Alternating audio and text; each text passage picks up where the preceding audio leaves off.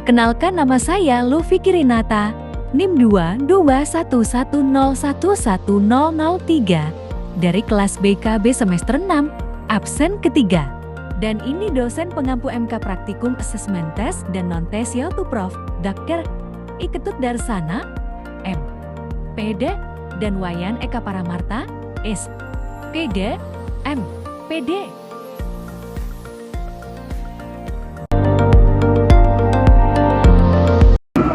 Selamat siang semuanya. Pada semangat ya, tapi yang di belakang rasanya kurang semangat. Lagi sekali. Selamat siang semuanya. Oke. Sebelumnya siapa ya ketua kelasnya? Siapa namanya? Oke, kita sebelum memulai bimbingan klasikal pada hari ini, kita berdoa terlebih dahulu. Baik, bisa dipimpin? Teman-teman, sebelum melakukan pembelajaran, mari kita berdoa terlebih dahulu. Berdoa mulai. Berdoa mulai. Baik, terima kasih ketua kelas. Gimana nih kabarnya pada hari ini? Baik. Ada yang sakit? Iya. Semoga kita sehat selalu ya. Baik, udah ada yang tahu nama saya? Belum. Baik, perkenalkan, nama saya Vicky Rinata. Saya merupakan mahasiswa semester 6 bimbingan dan konseling Universitas Pendidikan Ganesha. Tahu Uniksa? Tahu. Baik. Sekarang kita akan melakukan bimbingan klasikal. Ada yang tahu bimbingan klasikal itu apa? Udah pernah? Udah ada yang pernah? Belum. Tahu itu apa bimbingan klasikal? Tidak. Baik. Bimbingan klasikal ini adalah bimbingan yang dilakukan di dalam kelas dengan bertujuan memberikan pemahaman yang lebih mendalam tentang konsep inteligensi. Nah, inteligensi ini adalah topik yang akan kita bahas. Baik, selanjutnya membantu peserta mengenali dan memahami potensi inteligensi mereka sendiri serta cara untuk mengembangkannya. Nah, untuk itu kita akan menyepakati waktu. Nah, untuk waktu kita pakai 30 menit. Bisa disepakati? Bisa. Baik, biar lebih semangat kita lakukan ice breaking terlebih dahulu. Oke, ada yang tahu tepuk tunggal dan tunggil? Baik, tepuk tunggal itu tepuk seka? Tepuk tunggil nggak usah ditah? Oke, kita coba ya. Tepuk tunggal, tunggal, tunggil, tunggal, tunggil, tunggal, tunggil, tunggil, tunggil, tunggal. Tunggal. Oke, tepuk tangan untuk semua.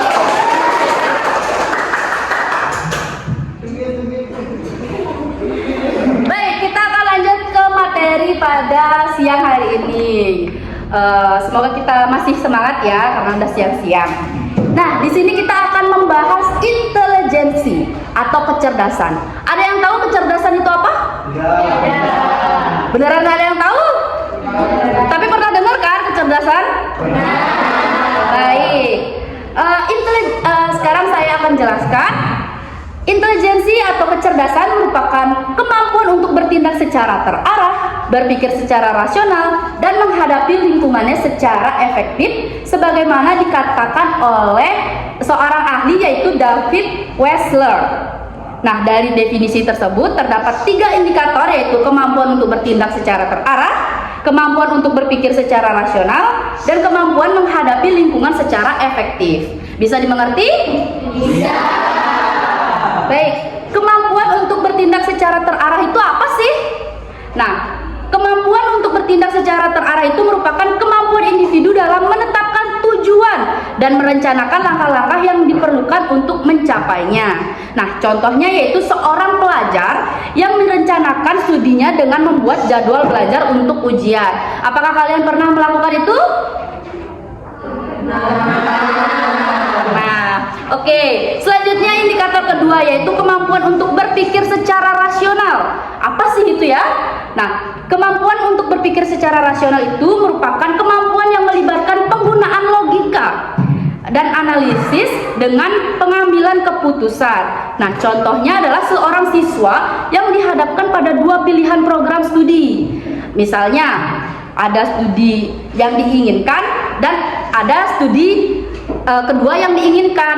Nah, di situ seseorang harus bisa berpikir secara matang untuk kedepannya dia tuh akan lebih mendalami yang mana, seperti itu. Lalu ada kemampuan menghadapi lingkungan secara efektif, yang dimana kemampuan siswa untuk beradaptasi dengan lingkungannya. Nah, contohnya seorang siswa yang baru di sekolah merasa kesulitan dengan metode pembelajaran yang lebih mandiri. Nah, dia lebih proaktif mencari bantuan ke guru dan teman-teman untuk melaksanakan tugas, menyelesaikan tugas-tugas atau PR-nya. Nah, dari pengertian tersebut, apakah ada yang bertanya? Ya. Baik, saya lanjut. Terdapat faktor-faktor yang mempengaruhi intelijensi seseorang. Yang pertama yaitu ada faktor bawaan, genetik, yang dimana memainkan peran penting mewujudkan bahwa ada korelasi yang signifikan antara IQ individu dengan orang tua dan anggota keluarga lainnya. Mungkin kecerdasan kalian itu bisa dipengaruhi oleh orang tua. Dan yang kedua yaitu faktornya lingkungan sosial dan ekonomi, di mana lingkungan sosial dan ekonomi ini seseorang dibesarkan memiliki dampak besar terhadap perkembangan intelijensi. Kalian itu atau anak-anak yang tumbuh dalam keluarga dengan latar belakang pendidikan yang baik dan akses sumber daya pendidikan yang baik juga cenderung memiliki tingkat intelijensi yang tinggi.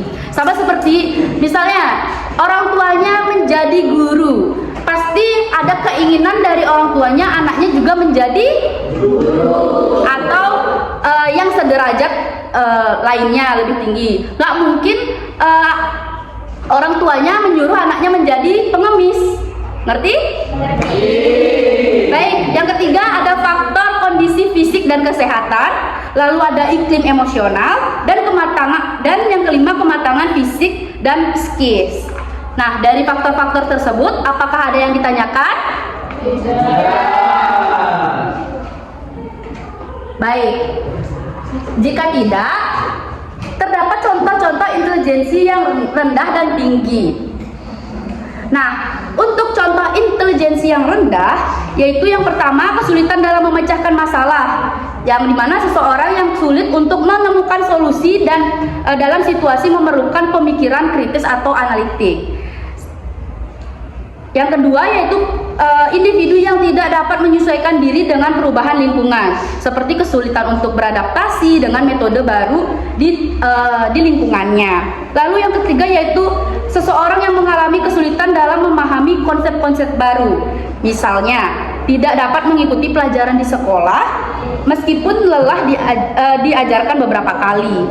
Lalu yang keempat ada individu yang tidak mampu berinteraksi dengan baik dengan orang lain, misalnya kesulitan dalam memahami isyarat sosial atau emosi orang lain. Nah, untuk intelijensi yang tinggi terdapat contohnya yaitu dosen saya pribadi yang bernama Prof. Dr. Ketut Darsane, yaitu seorang dosen yang berinteligensi tinggi, di mana beliau merupakan seorang yang telah menempuh pendidikan dari jenjang rendah hingga jenjang tertinggi, dan juga beliau mampu menjadi seseorang guru besar di program studi bimbingan dan konseling, serta beliau juga mampu membuat inovasi-inovasi baru. Baik, selanjutnya ketua kelas tadi kan sudah saya kirimkan untuk link contoh-contoh intelijensi dari indikator-indikator. Maka dari itu kalian bisa membukanya dan saya akan memandu. Baik, yang pertama yaitu dari indikator kemampuan untuk bertindak secara terarah. Ini contohnya yang positif. Sekarang ini aku kayaknya jadi lebih disiplin deh, jadi lebih terarah juga. Soalnya aku buat rencana to-do list gitu. Serius? Kamu kayaknya udah sibuk banget sih sekarang ya? nggak sibuk sih, cuma aku buat kayak to-do list. Soalnya kayak misalnya hari Senin itu aku fokus belajar matematika, terus Selasa aku fokus belajar bahasa Inggris. Jadi nanti pas ujian itu aku nggak panik. Aku sih pengennya kayak gitu, tapi aku keseringan kayak buat itu tuh jadi satu dan akhirnya itu jadinya nggak selesai deh. Aku jadinya pengen deh kayak kamu. Aku dulunya juga kayak gitu, tapi setelah itu aku nyoba buat ngejadwalin rencana pelajaran aku, terus akhirnya cocok. Jadi sekarang juga aku bisa istirahat lebih banyak juga karena kan udah terjadwal. Aku rasa sih kamu itu udah nunjukin kalau kamu itu udah bisa menunjukkan kemampuan bertindak secara terarah sih ya. Oke deh, nanti aku bakalan nyoba kayak kamu juga biar aku juga bisa terarah. Oke. Lalu sekarang ada yang negatif. Minggu depan kita udah ujian dan aku sama sekali nggak siap. Loh, bukannya kamu udah ngerencanain belajar dari minggu lalu ya? Udah sih, tapi lebih enak buat nonton drakor sama scroll medsos. Loh, kalau kayak gitu ya pasti nggak bakalan bisa jawab dong. Nah, mungkin kamu coba deh buat bikin daftar kegiatan biar nanti kamu tuh bisa terarah dari kegiatan A sampai kegiatan selanjutnya. Maunya sih gitu, tapi baru lihat materi aja terus lihat buku udah pusing duluan. Kayak nggak mood aja buat belajar, jadi nunggu mood aja deh kalau misalnya mau belajar. Menurutku sih kamu itu belum bisa bertindak secara terarah ya.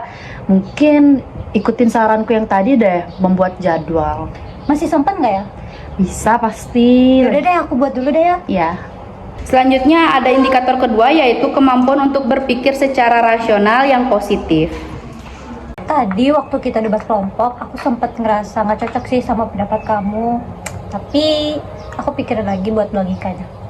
Ya, aku juga ngerasa gitu sih, kita kayak beda pandangan. Tapi aku ngerasa salut sama kamu karena kamu bisa tenang, padahal tadi situasinya agak tegang ya. Aku hargain itu sih.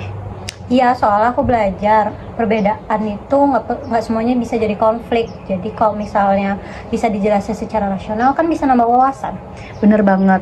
Aku juga bangga sama kamu karena kamu bisa nggak emosi. Padahal tadi itu kan riuh banget ya di kelas. Kamu itu bisa tenang dan bisa mengelola emosi. Iya, berpikir rasional itu penting. Jadi kita nggak boleh asal ambil kesimpulan yang nggak berdasar. Iya sih, benar. Itu yang positif, rasional. Lalu ini ada yang negatif. Tadi pas diskusi, aku tuh langsung ngerasa kesel banget. Jadinya aku langsung ngeluarin unek-unek aku. Ya, aku lihat kamu kayak ngerasa emosi banget ya. Terus tuh jadinya debatnya jadinya nggak bagus atau nggak fokus gitu. Iya, aku tuh kayak ngerasa nggak dihargain gitu loh.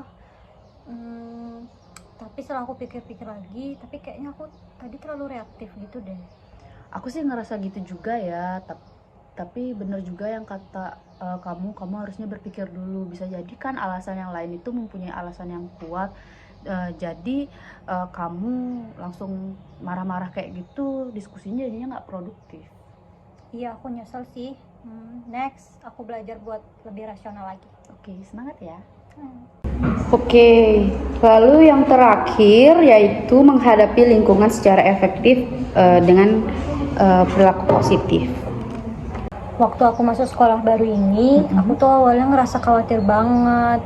Tapi aku langsung ikut kegiatan OSIS, terus juga ekskul teater. Ih, hebat banget sih. Aku kira kamu itu anaknya yang gampang untuk nyesuaiin diri ke semua orang. Awalnya tuh canggung banget, tapi setelah aku pikir-pikir daripada aku sendiri terus, mending aku ikut berbagai kegiatan. Jadi sekarang aku punya banyak temen deh. Kamu berarti bisa menghadapi lingkungan yang baru dengan cara yang efektif ya? Iya betul, kuncinya itu ya buka diri dulu. Lingkungan tuh nggak bakal berubah kalau kita nggak mulai duluan untuk mulai semuanya. Benar. Yaitu kemampuan menghadapi lingkungan yang negatif. aku tuh udah 2 bulan pindah ke sekolah ini kan, tapi aku tuh masih ngerasa asing, kayak aku nggak punya temen deket gitu loh. Kenapa kamu nggak coba kegiatan sekolah dulu? Atau mulai ngobrol-ngobrol sama teman yang lain? Aku tuh takut nggak diterima, apalagi teman-teman yang lain tuh kayak udah punya kelompok masing-masing gitu loh. Kalau kamu nggak mulai duluan, mereka nggak tahu kalau kamu tuh mau gabung apa enggak. Harusnya kamu coba pelan-pelan deh. Iya sih, apa aku mungkin terlalu tertutup ya? Tapi aku nggak tahu harus mulai dari mana. Nanti aku bantu deh, kita coba di kegiatan ekskul dulu ya. Oke, makasih. Iya. Itulah contoh-contoh video dari ketiga indikator. Apakah ada pertanyaan? Baik. Sekarang saya tanya, dalam situasi apa kalian paling merasa intelijensi atau kecerdasan kalian diuji? Lagi ngapain? Lagi belajar. Terus?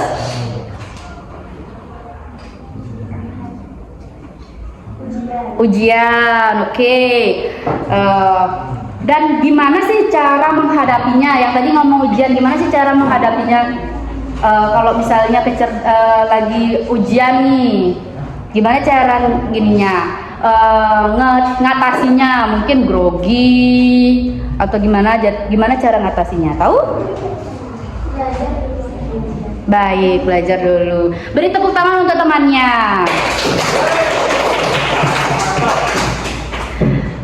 Siapa di sini menyadari intelijensi rendah atau tinggi? Ada yang menyadari? Misalnya intelijensi rendah, suka bolos, suka melanggar, ada? Tidak. Oh tidak, baik, bagus ya kelas jadi. Terus yang punya intelijensi tinggi, yang suka jawab ke depan, yang suka fokus terhadap materi, ada? Ada. Siapa itu orangnya? Semua. Semua. Bagus ya. Baik, karena saya sudah memberikan materi, mungkin ada yang ingin bertanya? Tidak. Baik, karena tidak, kita lanjut ke tahap kakak akan memberikan sebuah kuesioner. Baik, ketua kelas bisa dibagikan ke temannya.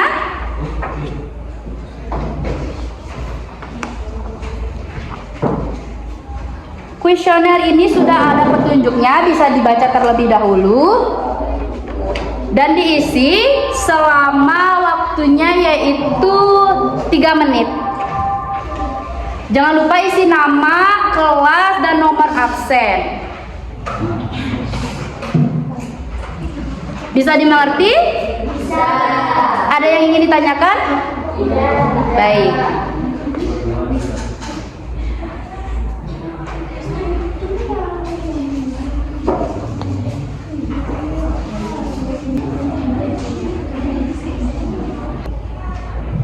Sudah? Sudah? Oke, dikerjakan.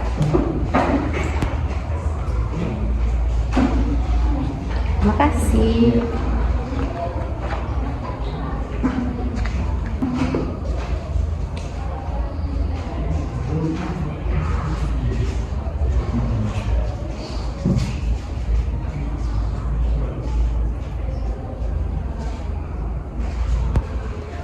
Baik, waktu tersisa lagi 1 menit.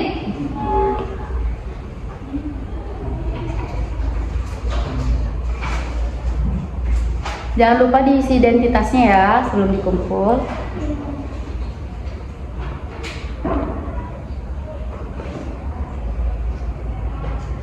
Sudah? Bisa dikumpulkan.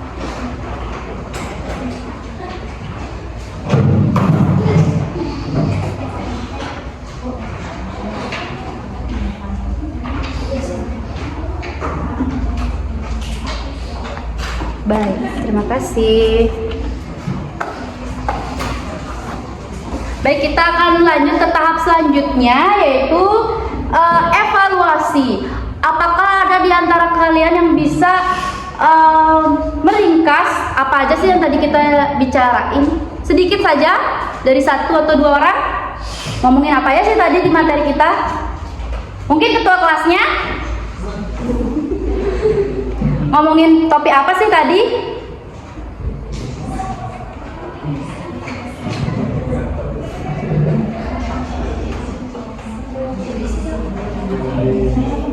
Ya? Intelijensi. Baik. Terus faktor-faktornya siapa ada yang bisa jawab?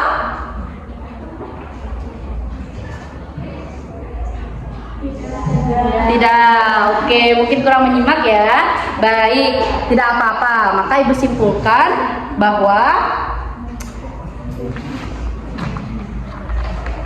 bahwa intelijensi adalah suatu kecerdasan yang ada di dalam diri kita sendiri. Nah, faktor-faktornya itu ada di dalam diri kita sendiri dan ada dari luar diri kita sendiri. Baik, singkatnya seperti itu. Apakah bisa dipahami? Bisa. Baik. Selanjutnya, karena sesi bimbingan klasikal ini sudah terpenuhi, Ibu ucapkan terima kasih kepada kalian yang sudah menyediakan waktunya. Dan selanjutnya yaitu ada bimbingan kelompok. Karena tadi sudah mengerjakan kuesioner, ada 7 orang yang akan Ibu panggil namanya, langsung maju ke depan ya untuk melaksanakan bimbingan kelompok. Bisa dimengerti? Bisa. Baik.